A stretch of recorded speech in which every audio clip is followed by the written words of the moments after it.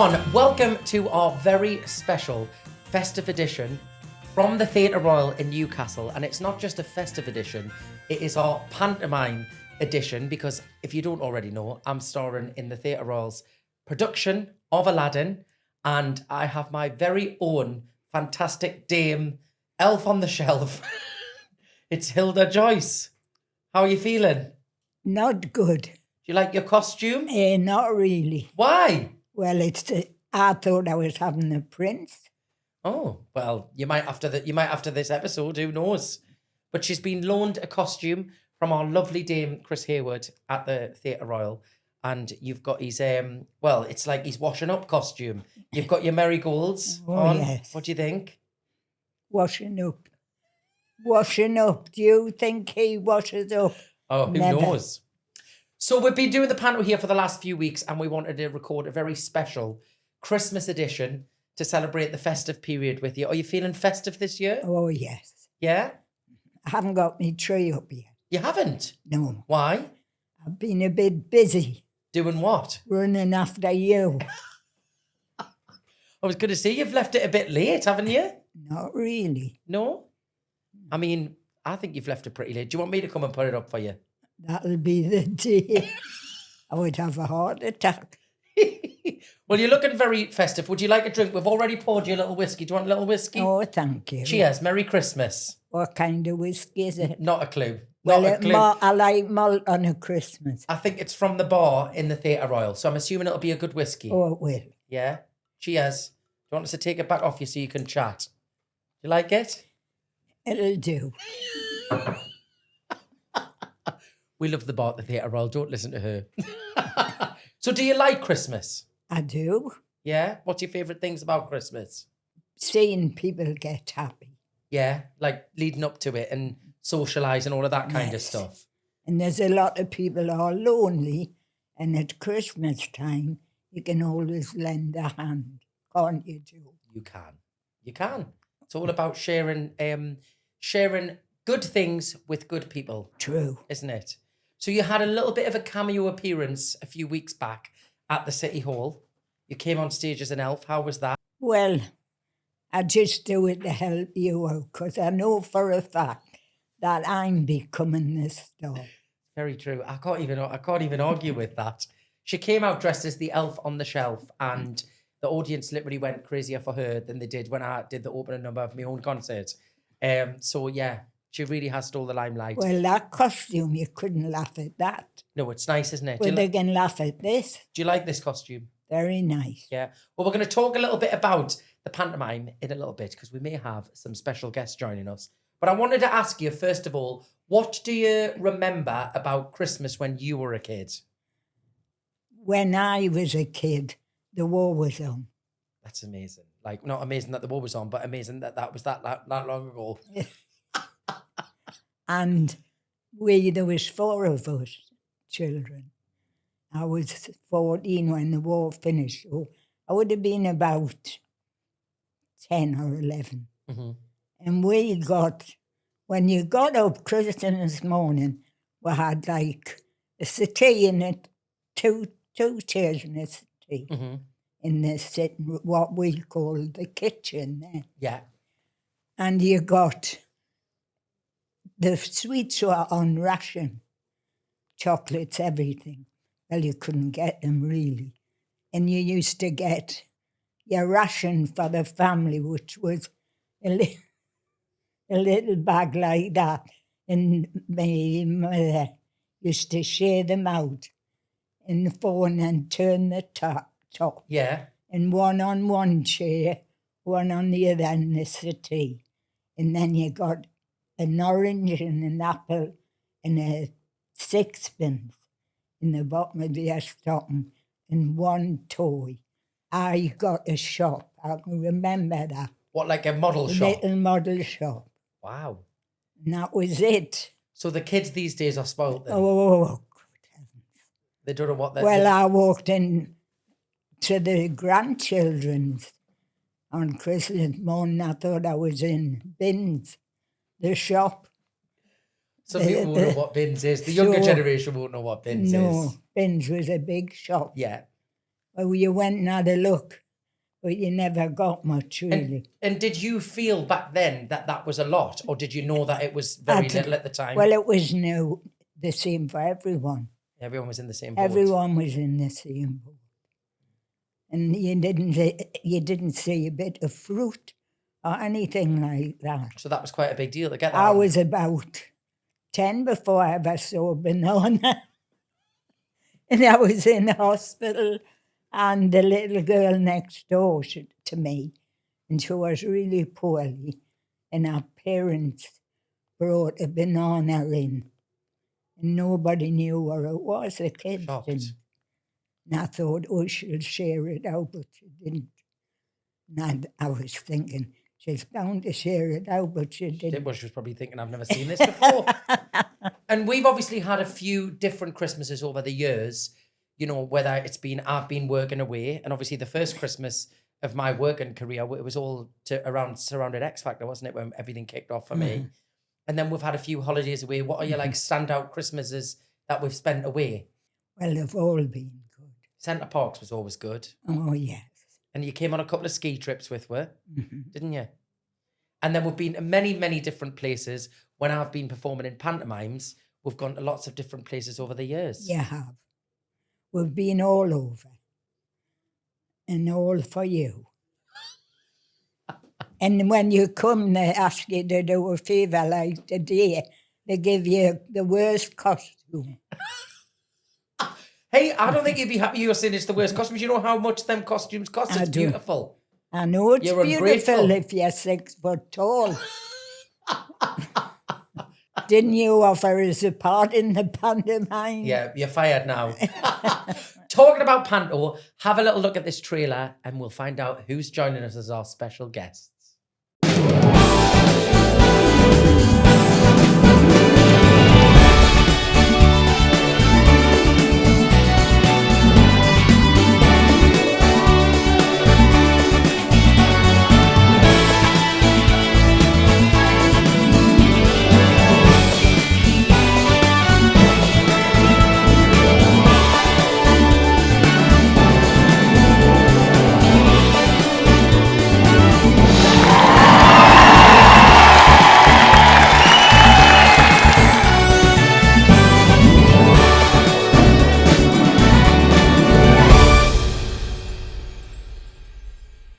Okay, so we've had a switch around because we are now joined by two of my colleagues, shall we say, Danny Adams and Clive Webb. Pleased to be here. You've got a round of applause. Oh, thanks, Hilda. That was nice. I'm glad you're here. You wouldn't be. How are you both? Good. Yeah. How are you, Dad? Well, good, I think, at present. You're still on the lead. That's a good start. This is what I've got to put up with, Hilda. Do you have these problems with him? Oh, yes. Mine are worse than yours. Are they? Oh, I don't know. I have to clean all this room when you're gone. So this is a big year for you guys. You are celebrating 20 years here at the Theatre Royal. And if you see behind us... Here they all are. All of the pantomimes. 2005 we first came. Which is incredible. Never. 2005. I thought you were only 21. I love you, Hilda. I love you. Don't look your age. Thanks. Hear that? What? She said, "Don't." Sorry, I don't look my age. You don't look your age. What wage? Do you get paid? Oh, she's even thrown the panto gags in. That is a panto gag in the show. I'm just saying. Did you? So, Grandma, you have seen this year's show, haven't you? Yes. You saw Aladdin. What did you think of it? It was excellent, apart from one thing. What was that? I booked again and I'm going upstairs because I couldn't see properly downstairs. All right. You couldn't see? She had two bumper seats and she still couldn't see. Because I'm only 4'10". 4'10". And what was your favourite bit? Oh, it was all good. All good. All of it, the costume, everything. The comedy? The comedy, well... The costumes were great, but the comedy was a bit... You look at your dad. He keeps you right. Who was your favourite? Who was your favourite? Well, you all are. Oh. Smooth talker. Very good answer, that, actually. Yeah. So you It's all like good.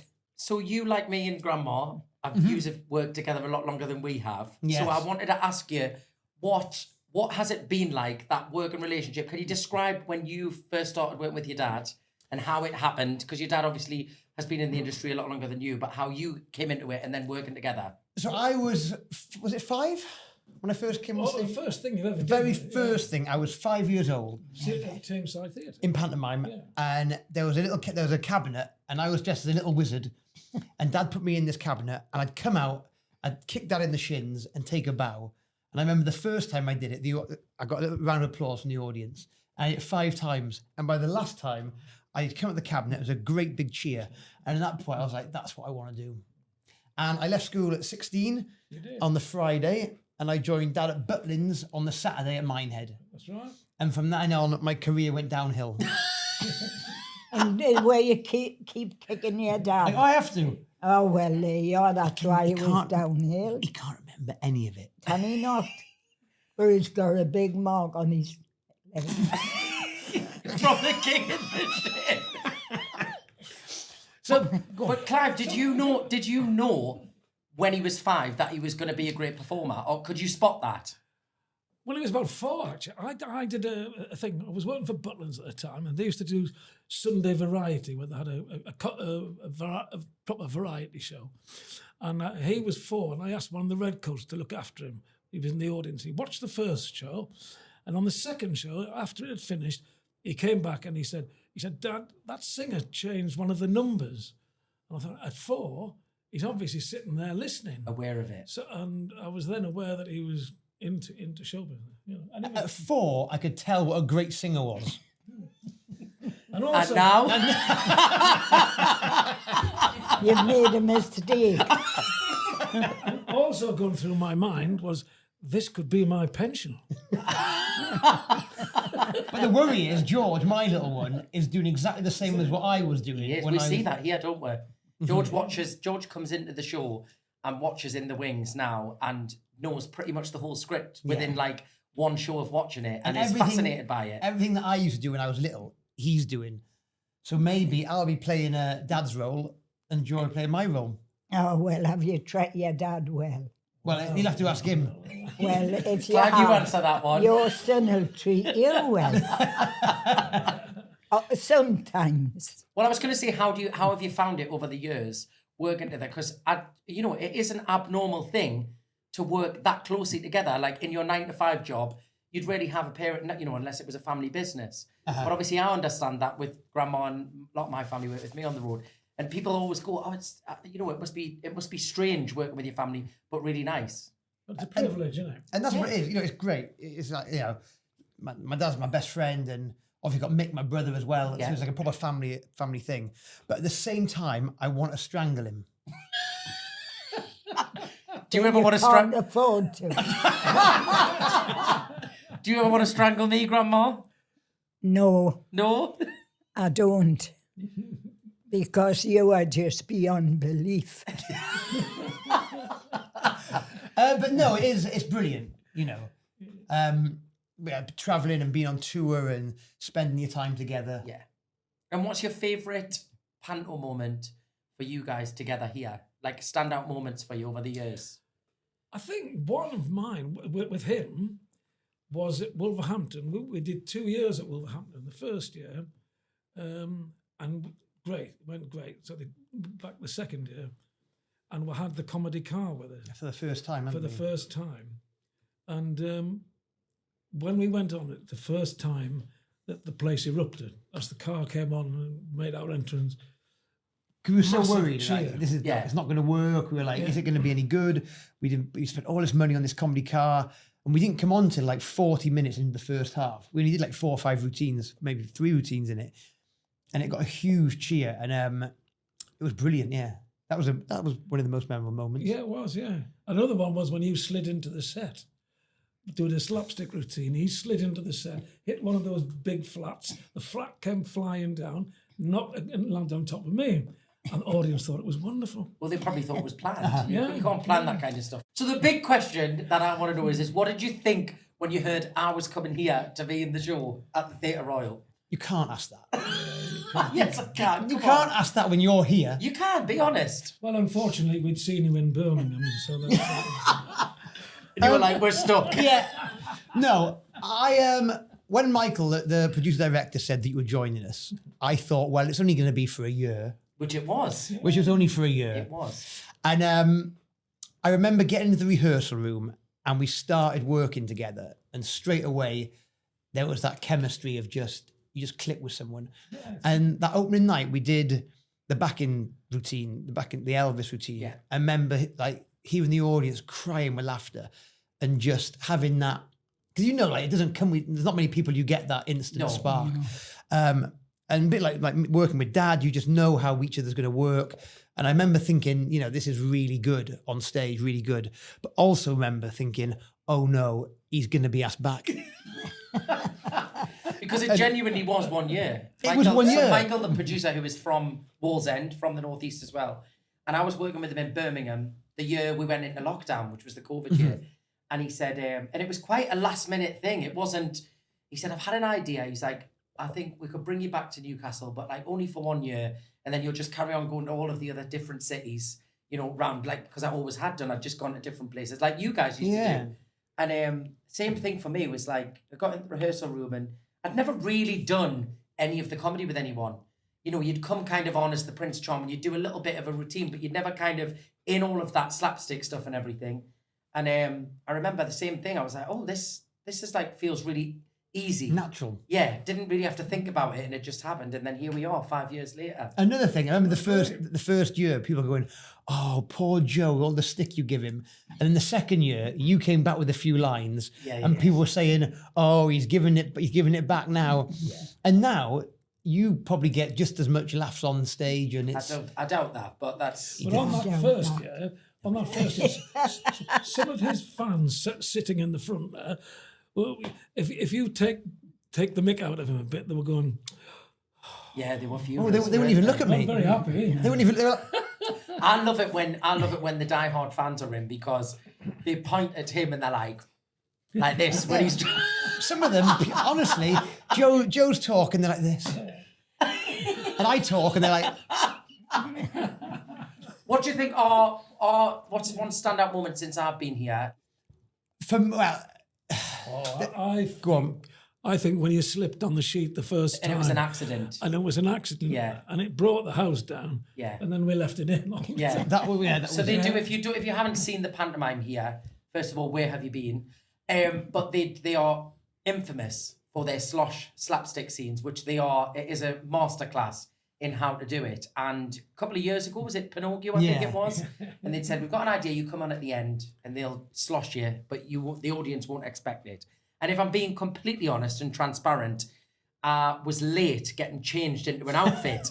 So I ran down the wing to run on for that scene. And I ran a little bit too fast and the floor was already wet. And my legs went over my head, didn't they? I went down like flat and I thought, oh my God, I've literally brought me back here. And straight away, you both came off and were like, do that again tomorrow. Do it again tomorrow. And I was like, and I remember saying, but how do you fall without hurting yourself? And he was like, you just fall. Just don't think about it. Just fall. And I was like, no, but what happens if you break your leg? He's like, you don't think about that. Just fall. And to be fair, there's not many people that can do it, but you, every show, you made it look like it was the first time. Well, yeah. Do you think what part do you think Grandma would play in the show if we give her a part? In this show? Any of the pantos? I think she'd be wonderful in the slapsticks to start with. Oh, you that would be good, wouldn't it, Hilda? No. What would you like to be? And nothing. Snow White. I'm retired. I think you'd be a good little fairy flying in. Sugar Plum Fairy. The Sugar Plum Fairy. Going back to the stand-up moment, for me, and it's not panto, it was when we did Something in the Water. Yes. And you said, will you come on and do a routine with me? Yeah, it was funny. And then you were like, I'm going to sing The Climb and I want you to interrupt it. Yeah. At the top of Act 2. And I thought, of all the songs, all those diehard fans, and I'm going to come on and interrupt it and stop it. And I was like, I've never been so nervous. But at the same time, as soon as I came on and we started, I just thought, when you can do no wrong, and it was just clicking. Yeah. And I was like, whoa, this is And Grandma had a cameo in that. She came on and did a scene and stole the scene. And stole the whole scene. Because she had a tag on her jacket, not intentional, in the afternoon. She came on, she had a lovely top on, and you had the tag on, didn't you? And you were trying to show me up. And I failed. And you failed. I did. So obviously Panto is a quick turnaround Christmas-wise for us. We only get one day off. We get Christmas Day off. We're back in Boxing Day. What's your Christmas tradition? And has it always been the same? Well, Pretty much. Yeah, I come over to you now. Dad comes to me because I got the kids. I obviously got George and Ella, who are 8 and 2. So Dad comes over to me. We have big Christmas Day games, drink. Dad normally has too much to drink. Bit like Hilda. Bit like Hilda. Do you fall down as well, Hilda? Never. No, I am. I'm a faller, you see. Well, she only drinks whiskey, you see. So she doesn't have anything I else. You don't drink like one tot of whiskey filled up with lemonade. Oh, is You should that try your that, drink? Clive. About 3 a night. 3 and 3 9. and At Christmas. How big's the Todd? No, just I've got proper measure. Oh, Because when you live on your own, you must have a proper measure. right. Because Okay. you could get out of control. Oh, you. There's nothing worse when you live on your own. You don't want to be out of control. Roll. Definitely not. So I'm going to run it past a few Christmas traditions from other places in the world that we've found on the internet. So Spain has the poop and log. And the kids in Catalonia hit a log with sticks and it poops out candy. They hit a log. Hit a log. I'm assuming like a chocolate What log. type of log? Oh, a chocolate log. yeah. Chocolate log. With sticks. Yeah. And it poops out candy. That is brilliant. Yeah, it's a good idea, isn't it? But the best one is Germany has the Christmas pickle. So somewhere in Germany, or maybe America, we're told, they hide a pickle ornament in the tree. And if you find it first, you get extra luck or an extra present. And it's called Hide the Pickle. Hide the pickle. Yes. It does sound a bit rude. I'm not Joe. I'd be too pickled to get the pickle. Would you hide the pickle, Hilda? Not really. I'm not going over to Germany for a pickle. To be fair, that's a good answer. Well, It's a long way to go for a pickle, isn't it? It is. Yeah, well, we remember the war, don't we? Hilda? Yeah, we do. Well, Hilda was just saying that when her Christmas back in the day Yeah. was, would you have been, she was No, saying they I- weren't the rations on Christmas Day. I was what? Are you on about World War One? No, I was on World War II, but just after it. No, I can track it back to the day virtually my dad got out of the Navy. 9 months later, I was born. Good job. If he would have had a right life. Right, we're going to do some Christmas songs, right? So do you like Christmas songs? Oh, my favourite. Yes? Go on. Do you like Christmas songs? Yeah, I used to. Or you don't now? Well, I don't know any now. I can't remember. Well, I can't remember the words. Well, I'm going to... Terrible, that, isn't it? Well, it's fine. Well, funny enough, this game, you are going to have to remember the words. So I'm going to give you the first lyric of the song. You can do a couple as well. And then you've got to finish the Christmas lyric. Right? Depending if I know it. Well, we'll find out. I'm sure Danny and Clive will help you. So the first one is, last Christmas, I gave you... My heart. And... You gave it away. Oh, yeah, that's the last line. That's well good. done. That's Okay. good. That's good, Hilda. Very good. Did Okay, you not know that? Well, I was a little bit. yours. Silent Night, Holy Night. Silent You should night, know this, it's in the show. Holy night. All is calm. calm. All All is bright. bright. Right. Bright. Almost. Right. Grandma, away in a manger, no crib. For a bed. The little Lord Jesus laid down his sweet head. She knows it. She knows it. Right, Clive, this is for you. All I want for Christmas is... My 2 front teeth. 2 front teeth. But actually, it's not. All I want for Christmas is hair. hair. Or you. Well, that wasn't too bad, actually. That wasn't too bad. So, I believe have you got some Christmas crackers somewhere? Oh, yeah, we got some Right. crackers here. So you and Hilda pull a cracker, and Danny, you should have a question in the cracker. Right. Who's this for? This is for you to read out. Whatever you've got in your cracker Right. is a question about me Right. that you desperately want to know. A scandalous question. It could be a funny question. What is this in here? You'll find out what it says. Joseph, Yes. what is your least favourite organ in your body? Oh my God. What a strange question. It's got to be your organ as well. I will say. I don't even know how to answer. What? You've got a lot of organs. Yeah. What's your least favourite? Well, I'm just maybe going to say an intestine. I don't know why, but I just say it. Right, Grandma. I mean, okay. I thought I thought it would be more scandalous. That. Do you want to pull one with me? Right. Let's have a look. Where is the question? Is it in there? There's no question in. There's no question in this one. Hang on. Try this. Oh, have you got it? Right. What is the most annoying thing Joe has ever done on stage to you? Probably sing. It's constant, Gonna isn't it? sing again. Yeah, does he sing again? It's constant. And when he's not singing, he's warming up. True. True. Ha Does he sing in the bath? Yes. Does, oh, God. I don't think I sing that much in normal life for a singer, though. Like, around, like, the house and stuff, I don't. Do you not? I don't think so. Because You some do singers... practice. Yeah, but when I'm not Yeah. practicing... And the people next door complain because he doesn't finish. They're sitting there stopping the housework, listening to him singing. And he, halfway through the song, he changes it. And they say, we're just enjoying that. And he's changed the song. They enjoy it. They enjoy it. They've got good taste, you see. Right, we've got some Help Me Hildas. So we thought we'd join you in on. So every week on the podcast, Grandma she offers her advice to the nation. Which And is they- rubbish. What, you think it's rubbish? Well, I give my advice, but who's going to take notice of me? You never know. They do. You're a wise woman. So we thought we'd get your take on some of these. So people send in their Help Me Hildas. Help me, Hilda. I need some festive advice before I do something that could make or break my Christmas or my career. There's a guy at work I've secretly fancied for ages.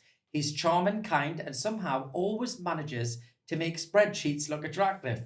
I didn't know that was possible. It says, I haven't said a word to him about how I feel, and I haven't even given a hint. But now the office Christmas party is coming up, and I can't stop wondering, is this my moment? Everyone says there's a bit of magic and questionable decision-making in the air at a Christmas do. Part of me thinks it's the perfect chance. We'll both be relaxed, the music will be on, and maybe he'll be standing under some conveniently placed mistletoe. But the sensible part says, what if it's just the festive mood talking? So, do I go for it, spark up a flirty conversation and see where it leads? Do I keep it professional and wait for a non-mulled wine moment in the new year? Or do I say nothing at all, enjoy the party and spare myself the potential chaos of an office romance? I'm torn between romance and realism and a bit scared of both. What do you think I should do, Hilda? I cannot understand one thing she's thinking. Because for a start, I don't know what a spreadsheet is. Right. But if it's What- anything to do with work, and she's better at work than him, I would just carry on No, but with her basically, life. yeah, but basically, should she plant the lips on the person she fancies at work, or should she keep her mouth shut and keep it Well, professional? me sound boring. I would just keep myself to myself. Would you? Have you Yeah. never kissed anyone at a Christmas party? No, No? no, Never? never. Have you, Joe? At a Christmas party? Maybe. I remember I- our Christmas party last year. I don't kiss and tell though. What would you do? Oh, I would say you go for it. Would you? Yeah. And what happens if she knocks him back? He knocks her back. There's plenty more fish in the sea, isn't there? Yeah. True. Would Plenty you, more. Who would don't you go like for it? spreadsheets? Yeah, what I'd do is I'd spread the sheet on the floor. What type of sheet are you on about here? Well, she was on about a spreadsheet. She Well, wanted that's it, what a so she could spreadsheet spread is the for sheet on the our floor. There'll be sheets everywhere. Yes. and then get on with it. Clive doesn't mess around. No, he's a ladies' man. I mean, we are notoriously famous here for having some pretty big Christmas parties Oh, we are. during the panto run. It's all. I mean, and apparently it was even worse before I got here. It's tamed down, hasn't it? Well, I'm not sure, Joe. I'm not. He's not telling. I'm not saying anything, Hilda. Come on, nobody's been arrested since you've been here. So you think he should go for it? Let's You say should go go for for it. General consensus: go for it. You never know what might happen. 100%. There you go. Right, best of three. So you're gonna have 10 seconds, Grandma, to name 3 things you put on a Christmas tree. Go. A bauble, a potato, What? and that's to remind us when I didn't have any. You put potatoes on your tree? Do you? Joke. If you're guessing, tinsel. Tinsel. Anything else? You passed 10 seconds, but I said a bauble. a bauble, potato, and tinsel. I that's don't think you three. put a potato on a Christmas tree, but I'd love to see your tree. You'll right. be surprised what you can do with a potato. Oh well, well. that's a conversation for another. And we'll leave it there. There's a Christmas film, The Potato and the Christmas Tree. Anyways, right, 10 seconds. You two should get this. 3 things that my true love gave to me on the 12 days of Christmas. Go. The real one, the real 12 days. Yes. A pear tree, pear tree. No, Part in a pear tree. Rubber doves, doves, candles, candle wicks, candlesticks, gold rings. gold Gold rings, rings. You said rubber doves, but rubber doves. All I know is toilet rolls. turtle doves. Turtle doves. Turtle doves, gold rings, and a partridge in a pear tree. pear You tree. can have them. Right.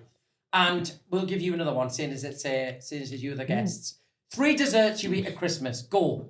Crisp pudding, Ice cream. mince pies. Got it. You smashed it.